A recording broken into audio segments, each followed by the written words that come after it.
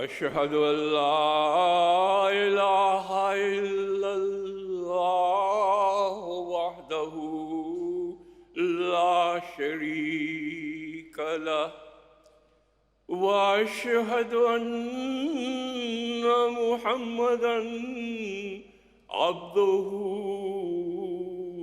ورسوله أما بعد فأعوذ بالله من الشيطان الرجيم بسم الله الرحمن الرحيم وما أرسلناك إلا رحمة للعالمين.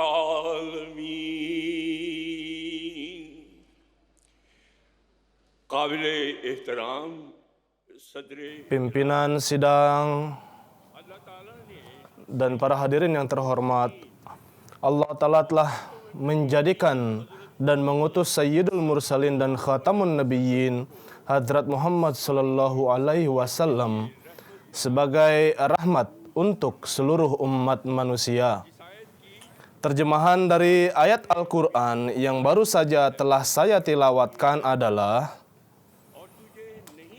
Wahai Muhammad, dan tidaklah kami mengutus engkau melainkan sebagai rahmat bagi sekalian alam.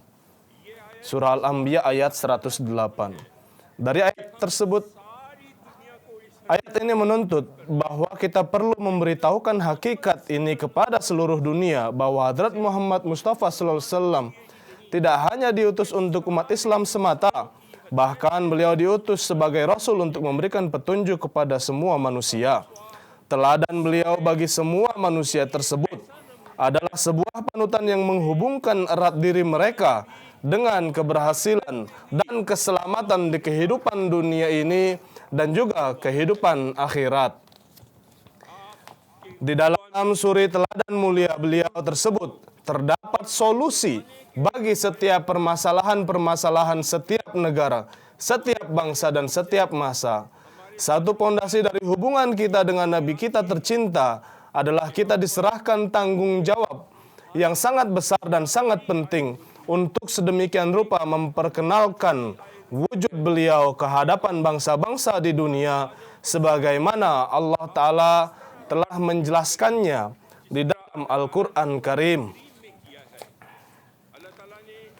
Allah Ta'ala telah menjadikan dan menampilkan kehidupan beliau sallallahu alaihi wasallam sebagai sebuah suri teladan bagi umat muslim khususnya dan untuk seluruh umat manusia pada umumnya. Laqad kana lakum fi Rasulillahi uswatun hasanah liman kana yarjullaha wal yawmal akhir wa dzakarallaha katsira. Surah Al-Ahzab ayat 22. Artinya, sungguh bagi kamu di dalam diri Rasulullah terdapat suri teladan yang terbaik untuk orang yang mengharapkan berjumpa dengan Allah dan hari akhir, dan orang yang banyak mengingat Allah Ta'ala. Disebabkan beliau adalah Khatamul Anbiya dan juga rahmatan lil alamin, oleh karena itu seluruh kehidupan beliau telah dijadikan sebagai contoh dan panutan bagi seluruh umat manusia sampai hari kiamat. Keistimewaan dan keunggulan kehidupan Rasulullah jika dibandingkan dengan kehidupan para nabi dan rasul lainnya adalah bahwa kehidupan singkat kenabian beliau selama 23 tahun tersebut demikian lengkapnya, komprehensif, seakan-akan kehidupan suci beliau tersebut tampak seperti intisari dari kehidupan semua nabi dan rasul. Seakan-akan Allah telah memasukkan kisah hidup semua nabi di dalam kehidupan Rasulullah sallallahu alaihi wasallam.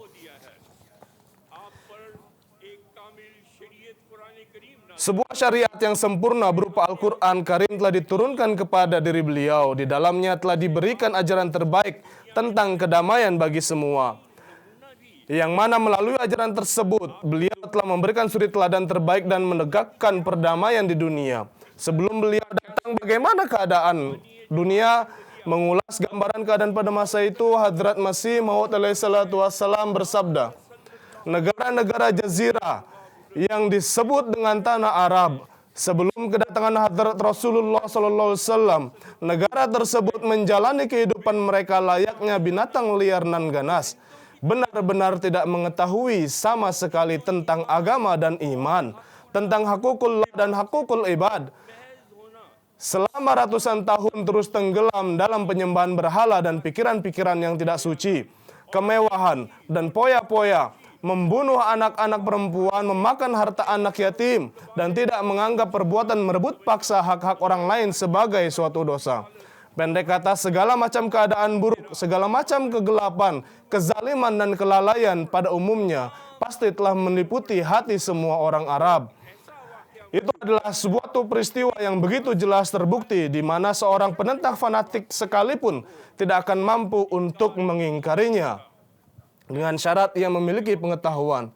Pada saat kedamaian demikian buruk seperti ini, Allah Ta'ala telah mengutus wujud yang merupakan manifestasi cinta, Pangeran Perdamaian dan Muhsin Insaniyat Muhammad SAW sebagai rahmatan lil alamin, yang mana melalui kekuatan kudsiyat beliau yang beliau dapatkan dari Allah Ta'ala tersebut, beliau telah meyakinkan dan menghantam hati dari kaum yang demikian liar, haus darah dan suka pertengkaran tersebut dengan cinta dan dalil-dalil kuat, sehingga mereka menjadi saling bersaudara satu dengan yang lainnya.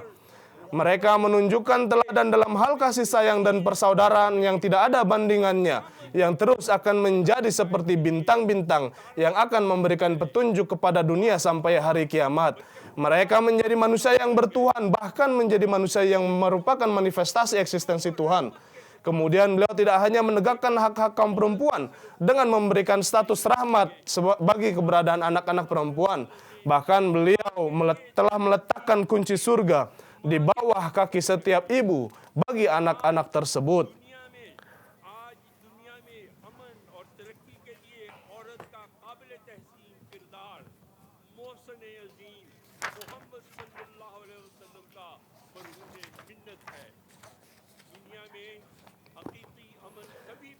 Rasulullah SAW telah memberikan pengorbanan yang tak terhingga untuk menegakkan kedamaian, dan beliau juga telah membuktikan hal tersebut melalui contoh-contoh amalan yang beliau lakukan, bahwa jika untuk menegakkan kedamaian tersebut dilakukan usaha upaya yang sebenar-benarnya, maka sangatlah mungkin suatu masyarakat dengan penuh kedamaian bisa tercipta.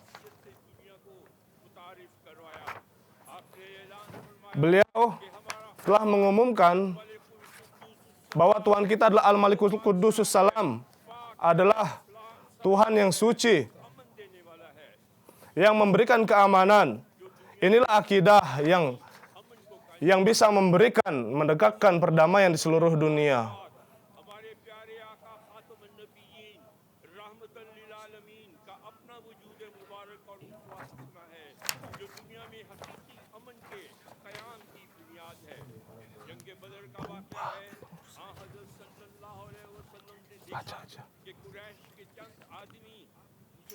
Beliau telah memberikan pernyataan terbuka bahwa jika kalian mengharapkan perdamaian sejati, maka hendaklah kalian masuk ke dalam agama keselamatan dan keamanan ini dan beramalah sesuai dengan ajaran yang telah saya bawa ini. Beliau bersabda, orang Islam adalah orang yang dari lisan dan tangannya orang lain merasakan keselamatan, dan orang beriman adalah orang yang darinya harta dan jiwa orang lain tetap aman terjaga. Ada satu lagi suatu nasihat penuh keberkatan yang disampaikan oleh beliau, yaitu orang yang memberikan kemudahan-kemudahan, orang yang lemah lembut, ramah, dan orang-orang yang mendekatkan hubungan di antara orang-orang adalah termasuk dari ahli surga. Hadrat Rasulullah SAW telah mulai menegakkan nilai kedamaian, keamanan dari pondasi rumah tangga.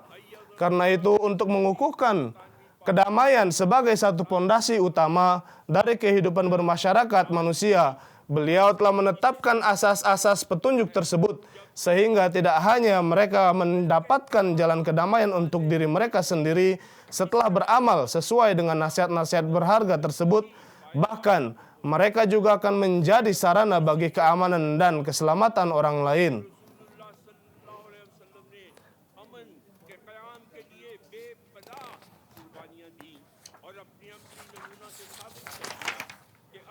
Rasulullah SAW telah memberikan pengorbanan yang tak terhingga untuk menegakkan kedamaian, dan beliau juga telah membuktikan hal tersebut melalui contoh-contoh amalan yang beliau lakukan, bahwa jika untuk menegakkan kedamaian tersebut dilakukan setiap usaha dan upaya yang sebenar-benarnya, maka sangatlah mungkin suatu masyarakat dengan penuh kedamaian bisa tercipta.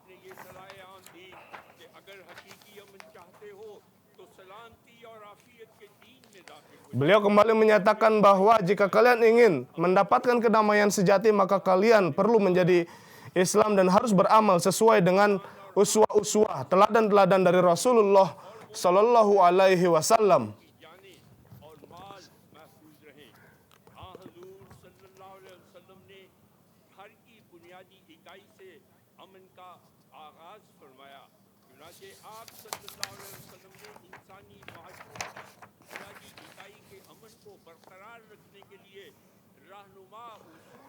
Ya, Rasulullah SAW menegakkan kedamaian mulai dari level rumah tangga. Dan untuk mengukuhkan kedamaian tersebut, hal ini perlu, karena ini akan memberikan perdamaian di lingkungan masyarakat. Dan menegakkan keamanan di lingkungan rumah tangga akan menyebabkan persatuan.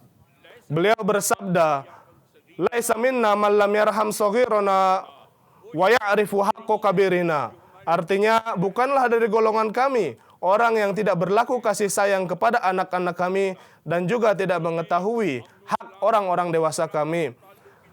Hal penting kedua untuk menegakkan kedamaian di dalam rumah tangga di kehidupan manusia ini adalah hubungan antar suami istri, yang mana ini adalah sangat penting. Hubungan ini jika semakin kuat dan kokoh, maka akan menjadi sarana kedamaian di dalam masyarakat. Dengan kedudukan sebagai seorang suami, Rasulullah SAW telah menampilkan suatu teladan amalan yang sedemikian rupa. Rasulullah memberikan nasihat penuh berkat, di mana beliau bersabda, khairukum li ahlihi. Artinya, orang yang terbaik di antara kalian adalah orang yang paling baik terhadap anggota keluarganya. Rasul Karim Sallallahu Alaihi Wasallam adalah suatu wujud penuh berkat yang senantiasa menyebarkan senyuman. Beliau juga menjadikan orang-orang yang tinggal di dalam rumah beliau pun menjadi sumber dari senyuman tersebut. Beliau selalu memperlakukan siapapun dengan sangat lemah lembut dan baik. Terlebih lagi di dalam rumah, kehalusan dan kelembutan hati beliau semakin bertambah lagi. Mengatakan suatu ucapan yang buruk kepada orang lain bukanlah merupakan kebiasaan beliau.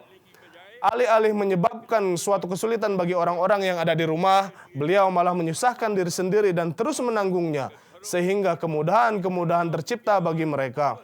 Jadi seandainya di dalam rumah bisa tercipta suasana yang penuh dengan saling menghormati, kasih sayang, cinta, rasa adil, dan kebijaksanaan, maka tidak hanya rasa aman atau kedamaian tersebut akan menjadi kokoh di dalam kehidupan rumah tangga, bahkan pengaruh dan dampaknya akan muncul di lingkungan sekitarnya. Rasulullah memberikan petunjuk khusus terkait menjalin hubungan dengan kaum kerabat dengan kasih sayang, begitu juga terkait keutamaan dan keberkatannya. Beliau diutus dengan suatu ajaran yang di dalamnya diberikan penekanan yang khusus terkait keutamaan menyambung silaturahim dengan kaum kerabat. Jadi pemenuhan hak-hak menjalin silaturahim dan memperlakukan kaum kerabat dengan baik terbukti menjadi satu poin pendukung untuk menegakkan keamanan dan kedamaian di masyarakat. Rasul Karim SAW memberikan ajaran untuk berbuat baik tidak hanya kepada anggota keluarga atau kaum kerabat saja. Bahkan beliau mengajarkan kepada para pengikut beliau untuk menunjukkan kasih sayang, cinta, dan selalu mengharapkan kebaikan terhadap seluruh manusia, dan di dalamnya tidak memperdulikan perbedaan dalam bentuk apapun. Beliau bersabda, "Man la yarhamun nas, la yarhamahullah." Artinya, orang yang tidak berlaku kasih sayang pada manusia, Allah Ta'ala pun tidak akan berlaku kasih sayang padanya. Nabi Karim SAW telah menyatakan pada para pengikut beliau bahwa mereka satu sama lain adalah bersaudara. Dan beliau mengajarkan untuk saling tolong-menolong di setiap waktu dibutuhkan. Sehingga hubungan-hubungan sesama mereka terus berjalan menyenangkan dan semangat untuk saling tolong-menolong dan bekerja sama di antara mereka terus meningkat. Allah telah menjelaskan tanda yang utama dari orang-orang beriman, yaitu di dalam diri mereka didapati semangat gairat untuk berkorban, sehingga disebabkan oleh semangat tersebut, mereka akan mendahulukan kebaikan orang lain di atas kepentingan mereka. Ini adalah sebuah gairat yang dengannya bisa meningkatkan rasa saling menyayangi dan persatuan, dan membuat hati ke hati menjadi lebih dekat. Wa yuthiruna ala anfusihim walau kana bihim khassasah. Artinya, dan mereka mendahulukan orang lain ketimbang diri mereka sendiri, meskipun diri mereka sendiri sedang mengalami kesulitan. Inilah sebuah ajaran paling tinggi yang memberikan jaminan kepada kedamaian seluruh alam. Diriwayatkan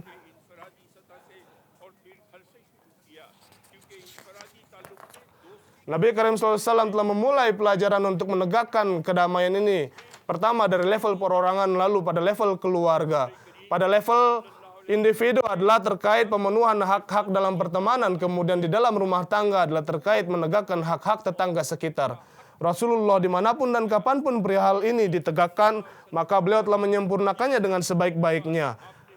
Rasulullah SAW ketika Rasulullah menjalin suatu hubungan dengan seseorang, maka beliau selalu memperhatikannya.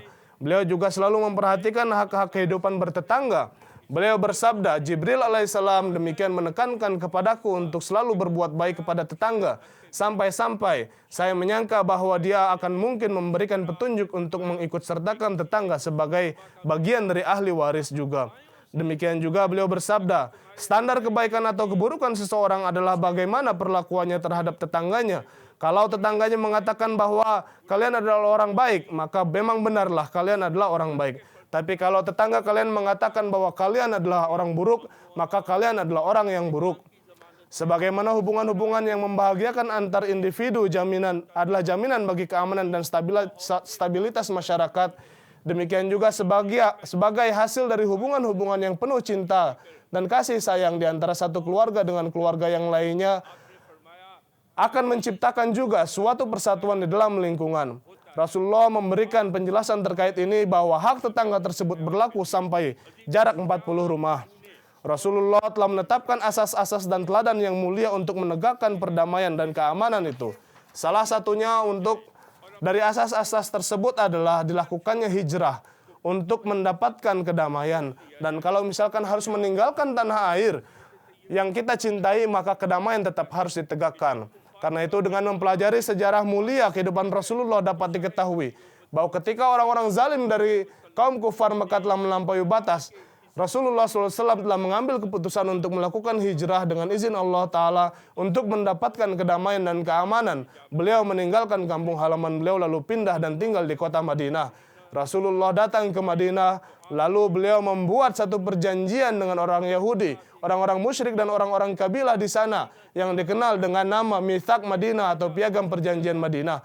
Perjanjian ini adalah bentuk jaminan terbaik bagi kemerdekaan dan kebebasan beragama, dan ini berlaku sebagai sebuah piagam utama untuk meneguhkan kedamaian di dunia. Setelah Rasulullah hijrah ke Madinah, Rasulullah telah menjalankan urusan kenegaraan sebagai pemimpin negara dan hakim pada masa itu kurang lebih 10 tahun.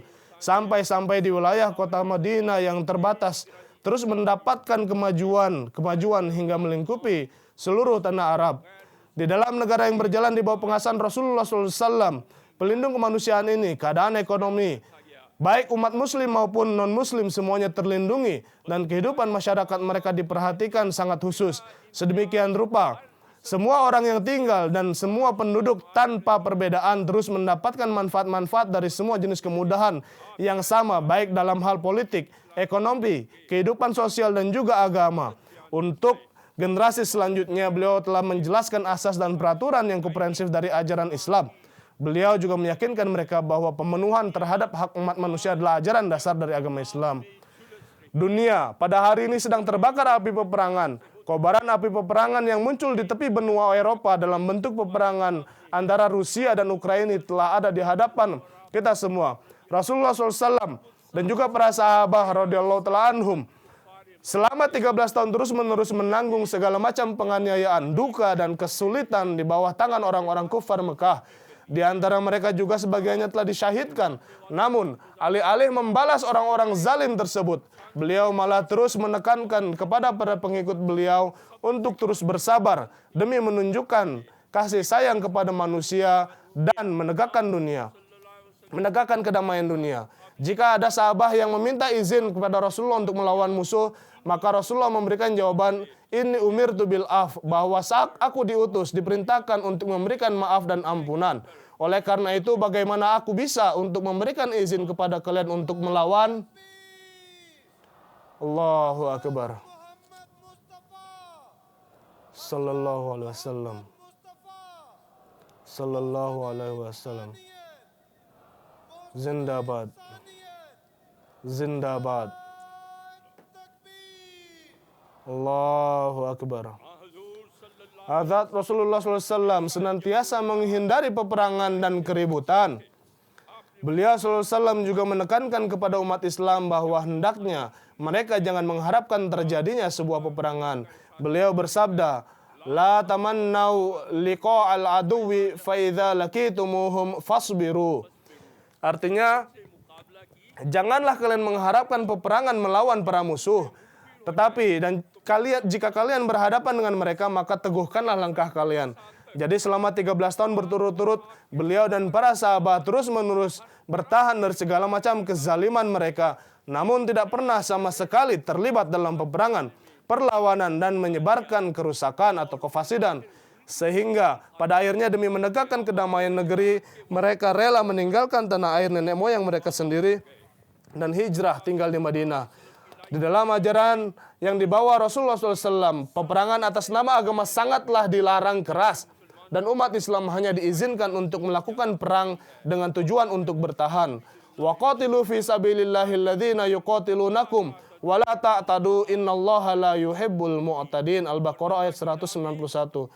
Dan perangilah orang-orang yang memerangi kamu di jalan Allah, dan janganlah kamu melampaui batas. Sesungguhnya Allah tidak menyukai orang-orang yang melampaui batas.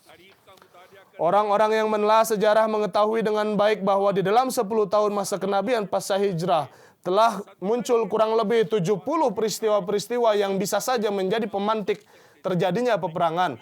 Namun sifat beliau yang mencintai perdamaian dan pertemanan dengan manusia lainnya, dengan kecerdikan beliau yang luar biasa dan melalui amalan-amalan yang bijaksana, beliau telah menggagalkan setiap makar dan upaya buruk para musuh, sehingga mampu menghindarkan terjadinya perang tumpah darah tersebut. Jadi melalui amal beliau terbukti bahwa beliau diutus bukan untuk peperangan, bahkan beliau diutus untuk mendekatkan manusia yang satu dengan manusia lainnya dan membuat mereka semua menjadi hamba Allah Ta'ala. Meskipun Rasulullah SAW sendiri dengan tujuan perlindungan atau pertahanan secara terpaksa pernah melakukan peperangan, namun selama peperangan tersebut berlangsung, beliau selalu menghendaki agar sebisa mungkin perang bisa dihindari, tidak terjadi pertumpahan darah, dan bisa tercipta suatu atmosfer perdamaian. Dalam untuk menghancurkan kedamaian dunia, terdapat pengaruh yang kuat dari ketidakadilan yang menyebabkan bertambahnya persaingan, meningkatnya permusuhan, dan berkembangnya kebencian. Agama Islam telah memberikan perintah untuk berlaku ihsan atau kebajikan, melebihi perlakuan adil semata tanpa membeda-bedakan agama dan keyakinan. Sehingga bukanlah kebencian yang tumbuh di dalam hati, melainkan kebun-kebun cinta dan kasih sayang yang bersemi dalam hati. Ladang kedamaian tumbuh subur dan mereka menjadi dekat satu sama lain. Allah telah berfirman, "Innallaha ya'muru bil adli wal ihsan wa ita'i dzil qurba." Artinya sesungguhnya Allah telah memerintahkan untuk berlaku adil dan ihsan. Suatu kebiasaan yang terus berlangsung di dunia ini adalah ketika ada seorang yang berpengaruh dan orang besar dari suatu kaum melakukan kesalahan, maka ia akan dimaafkan. Tetapi ketika ada orang dari kalangan lemah melakukan kesalahan, maka ia akan diberikan hukuman. Rasulullah tidak hanya sangat membenci cara-cara yang tidak adil seperti itu, bahkan beliau menetapkan untuk setiap orang di dalam masyarakat suatu jenis prinsip keadilan yang sama dan menyuruh mereka untuk beramal sesuai dengan prinsip tersebut. Petunjuk berkat beliau adalah sebagai berikut ini. Orang-orang sebelum kalian mengalami kebinasaan, sebabnya adalah ketika ada orang besar atau berpengaruh melakukan pencurian, maka kalian akan tidak menghukumnya. Tapi kalau ada orang lemah melakukan pencurian, kalian akan memotong tangannya. Demi Allah, kalau misalkan Fatimah binti Muhammad juga mencuri, maka tentu aku juga akan memberikan perintah untuk memotong tangannya. Jadi keadilan adalah sebuah prinsip yang sangat penting dari antara prinsip-prinsip dasar agama Islam, di mana tanpa keadilan tersebut tidak mungkin kedamaian sejati bisa ditegakkan di dalam masyarakat manapun. Di dalam masyarakat Islami, rakyat non-Muslim yang tinggal bersama juga diikutsertakan secara sama rata dalam tatanan keadilan Islam ini, dan mereka mendapatkan hak yang sama sebagaimana yang didapatkan orang Islam. Di dalam ayat yang tadi dibacakan tersebut telah diberikan prinsip-prinsip dasar tentang hubungan kaum muslim dengan pemerintahan-pemerintahan dan kaum-kaum lain. Ini adalah sebuah prinsip dasar di mana ketika dipatuhi dan diamalkan, maka hubungan-hubungan yang membahagiakan antar negara dan antar kaum akan tercipta. Allah Ta'ala telah menganugerahkan sebuah hati pada Rasulullah SAW yang sepenuhnya rahmat bagi semua makhluk Allah Ta'ala. Setiap segi kehidupan beliau telah terpadu dengan rasa simpati beliau kepada makhluk Allah Ta'ala dan harapan untuk kebaikan mereka dan kedermawanan bagi mereka adalah hal yang umum untuk semua orang. Setiap orang mendapatkan manfaat dari kebaikan dan kebajikan beliau.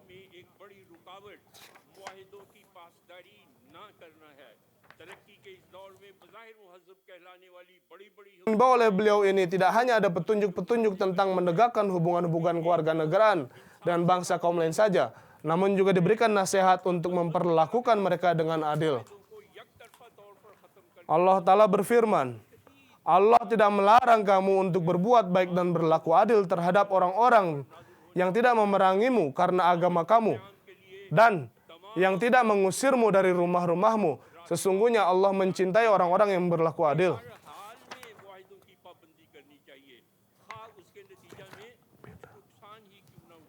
Para pendengar yang mulia, salah satu sebab utama dari kerusakan besar yang terjadi di dunia ini adalah kecongkakan atau kesombongan berbasis bangsa atau kaum. Rasulullah SAW melalui prinsip-prinsip kesetaraan manusia tersebut telah mempersembahkan ajaran-ajaran yang sangat berharga terkait penegakan kedamaian dan keamanan.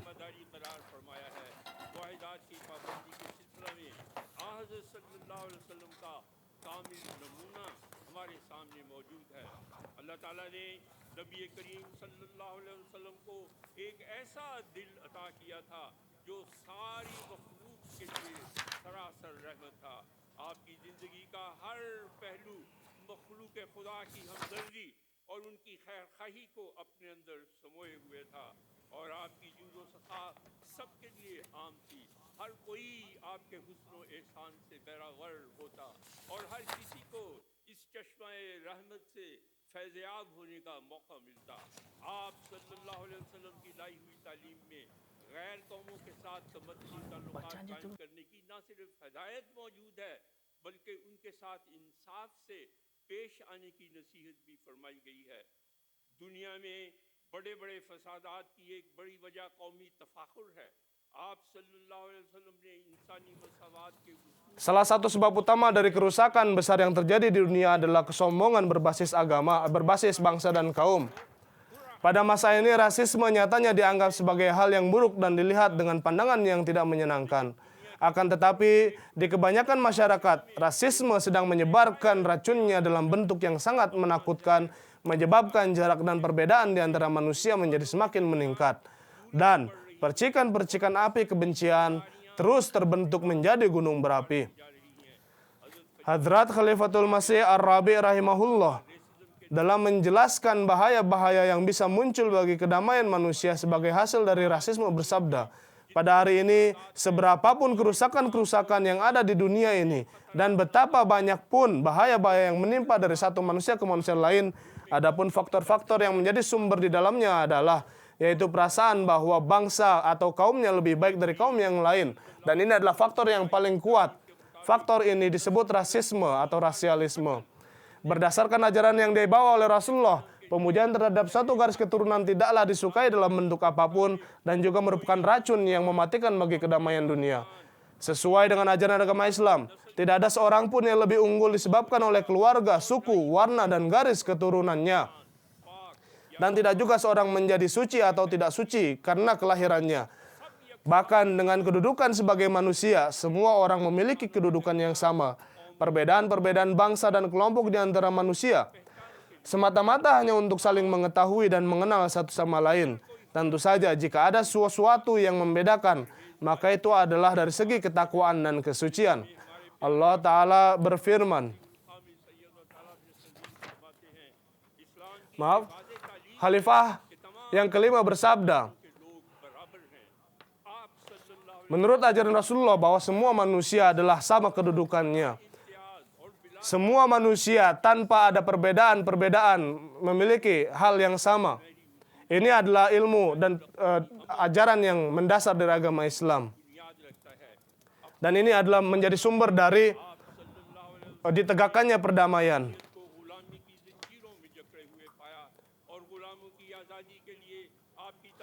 Rasulullah SAW telah memberikan pembebasan terhadap para gulam, para budak, dan Allah sesuai dengan ajaran Allah Ta'ala, Rasulullah SAW telah menjelaskan berbagai macam aspek terkait kebebasan dari budak tersebut.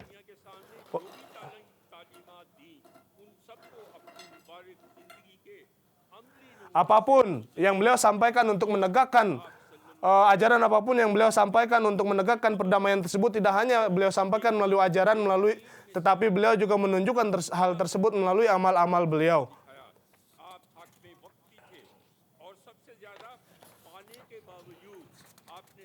Beliau juga pada masa tersebut adalah seorang penguasa, dan meskipun beliau mendapatkan paling banyak bagian, namun beliau lebih memilih hidup sederhana, miskin dan kelaparan, sehingga tidak ada seorang pun yang fakir dan miskin memiliki kesempatan untuk mengatakan, kami adalah orang miskin. Bagaimana kami bisa menjalankan uswah atau teladan Rasulullah di dalam kehidupan kami? Pendek kata, Allah telah meletakkan role model yang tidak terhingga di dalam kehidupan beliau, dan telah menjadikan beliau sebagai sirajul munir, cahaya yang begitu terang benderang, baik bagi umat beliau ataupun bukan umat beliau pun dengan terpaksa mengakui hal tersebut.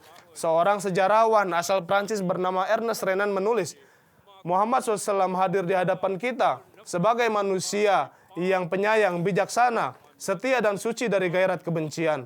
Terdapat ketulusan pada cinta beliau, dan sifat beliau sangat condong kepada arah kasih sayang. Ketika orang-orang Arab